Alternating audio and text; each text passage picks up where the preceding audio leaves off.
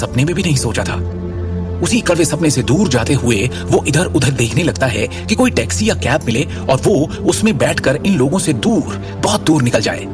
जाने कितने ही auto taxi रोकने की कोशिश की, लेकिन इस वक्त रोहिणी तक का सफर कहां मिलता उसे इतनी आसानी से। अपनी हर कोशिश में असफल हो उसने अचानक मुड़कर देखा और ये क्या, वो कार अब भी उसके पीछे है। शिवम अचानक रुक जाता है और गुस्से में उस कार को देखने लगता है। शिवम के सब्र का बांध अब टूटने को था। जो करने से वो अपने आप को रोक रहा था उसके लिए उसके हाथ मचल रहे थे। वो खुद को समझा ही रहा था कि वो गाड़ी स्टार्ट हुई और तेजी से उसके सामने आ रुकी। शिवम उनके सामने डटकर खड़ा रहा, लेकिन उन आदमियों ने जबरदस्ती पकड़कर उसे कार के अंदर घसीटा, दरवाजा बंद किया और तेजी से कार वहां से निकल गई। अब क्या करेगा शिवम? क्यों बैठा है कार के अंदर? कौन है ये लोग और वो क्यों शिवम को शाह फैमिली में वापस लाना चाहते हैं? क्या शिवम वापस लौटेगा उन अतीत के सायों के बीच? क्या हुआ था 15 साल पहले जो शिवम और उसकी मां को यूं जलील किया गया था? क्या है शिवम की सच्चाई? कौन है वो? आगे की कहानी जानने के लिए सुनते रहिए Shivam the hidden warrior, only on Pocket FM.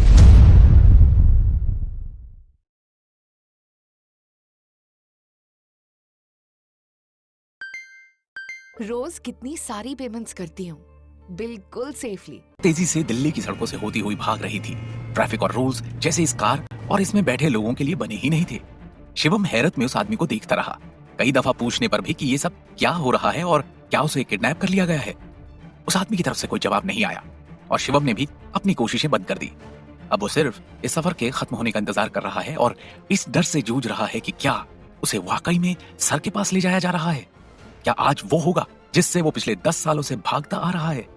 खैर, शिवम अपनी सोच को टटोल ही रहा था कि अचानक तेजी से कार के ब्रेक्स लगे और शिवम आगे की तरफ खिसक गया। खुद को संभालते हुए उसने देखा कि कार एक सुनसान सड़क पर आकर रुक गई और फौरन एक आदमी आगे से उतरकर शिवम की साइड आया और कार का दरवाजा खोल दिया। चौंकते हुए उसने उस आदमी की तरफ देखा और हजारों सवालों में से वो एक सवाल पूछने का मन बनाने लगा। कितने में वो आदमी बोल पड़ा, पहले ही कह चुका हूं मैं आपसे, आपको किडनैप या आपके साथ कुछ भी गलत करने की मैं सोच भी नहीं सकता। सर को ये कभी पसंद नहीं आएगा। इस वक्त आपको कोई टैक्सी नहीं मिलती और फिर उन नारंग के यहाँ की शादी ही क्यों ना हो। आप टैक्सी से उतरते हुए अच्छे नहीं लगेंगे। बड़ी गाड़ी से उतरकर वहां एंट्री मारना आपको सूट करता है। आखिर आप शाह खानदान की आखिरी उम्मीद है। डोंट वरी, होटल यहां से थोड़ी ही दूर है, कोई आपको हमारे साथ नहीं देखेगा। ये कहते हुए उसने एक महंगा सा सूट शिवम की तरफ किया और अपनी बात पूरी की। ये पहन के चाहिए, जो आपने पहना है वो आपके लायक नहीं। शिवम ने उस सूट की तरफ देखा और फिर उसकी तरफ और धीरे से गाड़ी से उतरते हुए कहा, ये सब नहीं चाहिए। अगर करना ही है मेरे लिए कुछ तो आज के बाद फिर कभी मुझसे मिलिएगा नहीं और ना ही मुझे परेशान करें, वही काफी होगा। उस आदमी ने कोई जवाब नहीं दिया, लेकिन एक आखिरी बार अपनी बात जरूर रखी शिवम के सामने। एक बार सर के इनविटेशन के बारे में गौर से सोचकर देखिएगा, मैं इसे आपका आखिरी जवाब नहीं मान रहा हूं। शिवम ने बिना कुछ कहे दरवाजा बंद कर दिया और पलटकर खड़ा हो गया। कार तेजी से वहां से निकल गई और तब उसने अपनी जेब से निकालकर सिगरेट जलाई और सड़क की दूसरी तरफ मुड़कर चलने लगा। चलते हुए अतीत के गहरे राज उसकी आंखों के सामने नाचने लगे।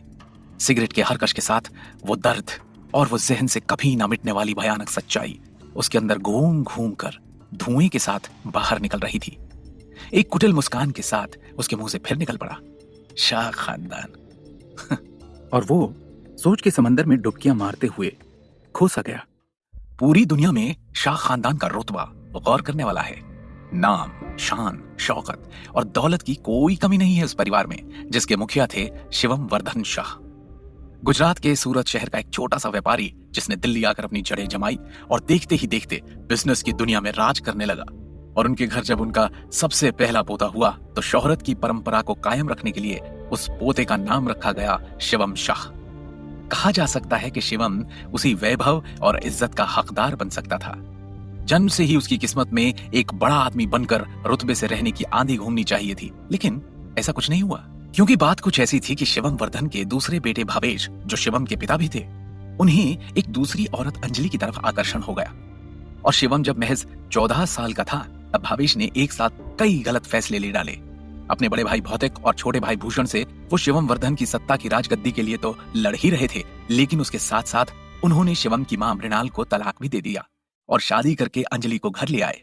मृणाल को उस तलाक से ज्यादा दुख इस बात का था कि पूरी जिंदगी उसने भावेश का साथ दिया, उसके साथ कदम से कदम मिलाकर खड़ी रही। यही नहीं, जब बीच में बिजनेस को गहरा धक्का लगा था, तब उस गरीबी और परेशानी के दिनों में भी उसने भावेश का हाथ और साथ कभी नहीं छोड़ा था। और उसी भावेश ने आज दिल्ली के एक दूसरे अमीर घराने की लड़की अंजलि के साथ उससे रिश्ता तोड़ लिया था। यूं तो मृणाल एक साधारण परिवार की लड़की थी, लेकिन इरादों की मजबूत और जिगर की एकदम पक्की थी। हारना और जिंदगी के उतार चढ़ाव से थककर उनके आगे झुक जाना जैसे उसने कभी सीखा ही नहीं था। और फिर आया वो दिन जब मृणाल ने भावेश के खिलाफ आवाज उठाई। भावेश एक दूसरी औरत के बस में अपने आवेश तक को खो चुका था। उस दिन उसने अपनी सारी हदें पार कर दी जब उसने मृणाल पर हाथ उठाया। मृणाल की आवाज दबाने के लिए उसे शिवम वर्धन ने भारी रकम देने का प्रस्ताव रखा था, लेकिन स्वाभिमानी मृणाल ने बिना कुछ लिए अकेले घर छोड़ने का फैसला ले लिया। क्योंकि शिवम अपनी मां से अलग नहीं होना चाहता था, इसलिए उसने भी शाह फैमिली की सारी रुकावटों को पार कर अपनी मां के साथ शाह मैंशन छोड़ दिया था। बस तब से ही शिवम और मृणाल शाह फैमिली की नजरों से दूर एक ठीक ठाक जिंदगी गुजार रहे थे।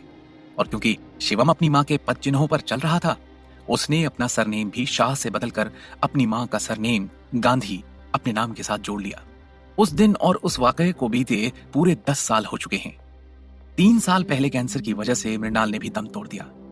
शिवम ने तो जैसे मान लिया था कि उसे उस दर्दनाक याद का सामना फिर कभी नहीं करना पड़ेगा, लेकिन उसने सोचा नहीं था कि शाह फैमिली उसे इतनी जल्दी खोज निकालेगी।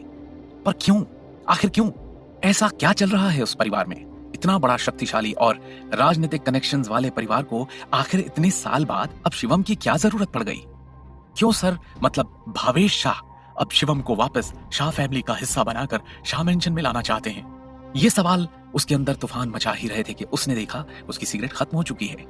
आखिरी कश खींचकर उसने सिगरेट फेंकी, जूते से कुचली और उसके साथ ही शाह फैमिली से संबंधित कोई भी ख्याल अपने पांव के नीचे मसल दिया और सड़क के दाहिने मोड़ से घूमकर चाणक्यपुरी के आईटीसी मौर्य होटल की तरफ तेजी से कदम बढ़ाने लगा। आईटीसी मौर्य में आज नारंग परिवार के सबसे बड़े बेटे की इकलौती बेटी तान्या नारंग की शादी है। माहौल बड़ा है और ये मौका भी, क्योंकि तान्या की शादी होने जा रही है शहर के एक और मशहूर और प्रभावशाली परिवार सिंघानिया के छोटे बेटे दर्श सिंघानिया से। शहर में बहुत कम मौके ऐसे होते हैं जब इतना बड़ा और विशाल गठबंधन देखने को मिलता है। अब क्योंकि ये दिन और ये शादी इतनी अहम है, तो शहर के सब बड़े बड़े प्रभावशाली लोगों को यहाँ बुलाया गया है। बड़े बड़े इंडस्ट्रियलिस्ट, बिजनेसमैन, नेता, अभिनेता, बहुत से खास लोग आज यहाँ पहुंचने वाले हैं और उन्हीं के बीच होने वाले हैं नारंगी फैमिली के लोग भी, जिनके साथ शिवम का एक गहरा रिश्ता जुड़ चुका है। वरना आज के वक्त में शिवम का जो स्टेटस है, उसके साथ वो आईटीसी मौर्य जैसे भव्य होटल में कदम रखने की सपने में सोच भी नहीं सकता था। लेकिन क्या ऐसा रिश्ता था शिवम का नारंग परिवार के साथ? कौन है ये नारंग जिनके साथ शिवम के होने पर शाह फैमिली को दिक्कत है? क्यों है शिवम इन लोगों के साथ? इन सब गुत्थियों और पहेलियों का जवाब बनकर खड़ी है दृष्टि होटल के बाहर। ख्यालों में खोए शिवम को पता ही नहीं चला कि कब उसे चलते हुए 15 मिनट हो गए और कब वो उस भव्य और विशाल होटल के सुनहरे दरवाजे के सामने आ पहुंचा, जहां एक सुंदर सी संगमरमर की तरह फुर्सत से तराशी हुई छरहरा बदन लिए और हल्के नीली रंग का स्टाइलिश सा गाउन पहने एक 22 वर्षीय लड़की खड़ी उसकी तरफ निरुत्सुक नजरों से देख रही है। शिवम उस तक चलकर गया और एक साधारण स्वर में उसने कहा, अच्छी लग रही हो। दृष्टि ने एक पल के लिए उसकी तरफ देखा और फिर नजरें घुमा ली। वो इधर उधर देखने लगी कि और कौन कौन आ रहा है शादी में, और शिवम दृष्टि की बेचैनी को देख और समझने लगा। दृष्टि को देखकर उसे वो दिन याद आ गया जिस दिन उन दोनों की शादी हुई थी। ये खूबसूरत लड़की है शिवम गांधी की पत्नी दृष्टि नारंग। उस दिन भी दृष्टि उतनी ही खिल रही थी जितनी की आज, बस कारण अलग है। करीब 2 साल पहले शिवम की शादी दृष्टि से हुई थी और वो नारंग फैमिली का हिस्सा बना, और इस शादी का पूरा दारोमदार था नारंग ग्रुप ऑफ ज्वेलर्स की नींव रखने वाले और दृष्टि के दादाजी भवानी नारंग के ऊपर, जिनके कहने पर ही ये शादी करवाई गई थी। एक घटना की तरह याद रखी जाने वाली ये शादी जब हुई थी, तब दिल्ली के सारे बड़े बड़े लोगों और पावरफुल परिवारों में खलबली मच गई थी। ये किस्सा एक बड़ी चर्चा का विषय बन चुका था और सब मिलकर भवानी नारंग की खिल्ली उड़ा रहे थे कि वो सठिया चुके हैं, इसीलिए तो ऐसे बिना सोचे समझे अपनी पोती की शादी एक अनाथ से करवा रहे हैं, जिसके पास ना तो पैसा है और ना ही पावर। सोचने वाली बात है कि एक वक्त पर दृष्टि की खूबसूरती के किस्से पूरी दिल्ली में मशहूर थे। उसके दादा के पैसों के लालच में तो कोई भी कर लेता उससे शादी, लेकिन सिर्फ उसकी सुंदरता के ही कई दीवाने थे। दिल्ली के बड़े अमीर और नामी गिरामी घरानों से उसके लिए शादी के रिश्ते आ रहे थे, जो आपस में इस होड़ में थे कि कौन बनेगा ऐसी बला की सुंदर लड़की का अधिकर्ता। लेकिन उसकी शादी उसके दादा की मर्जी पर करवा दी गई, एक मामूली और साधारण से लड़के शिवम से। बाकी सबकी छोड़ भी दें तो खुद दृष्टि भी इस गठबंधन से खुश नहीं थी। शादी के सारे रीति रिवाजों में बस वो शरीर से ही मौजूद थी, लेकिन उसका दिल और मन कभी भी इस रिश्ते को मानने के लिए राजी नहीं था। और शायद यही कारण है कि शादी के बाद भी शिवम और दृष्टि में कभी भी पति पत्नी का रिश्ता या संबंध स्थापित नहीं हो पाया। 2 साल बीत चुके हैं, लेकिन ना तो दृष्टि ना ही उसके परिवार वाले कभी ये समझ पाए कि आखिर भवानी नारंग ने यह रिश्ता जोड़ा तो जोड़ा क्यों। जानते भी कैसे? क्योंकि ये राज तो सिर्फ और सिर्फ 2 ही लोगों को पता था, एक भवानी नारंग और दूसरा शिवम।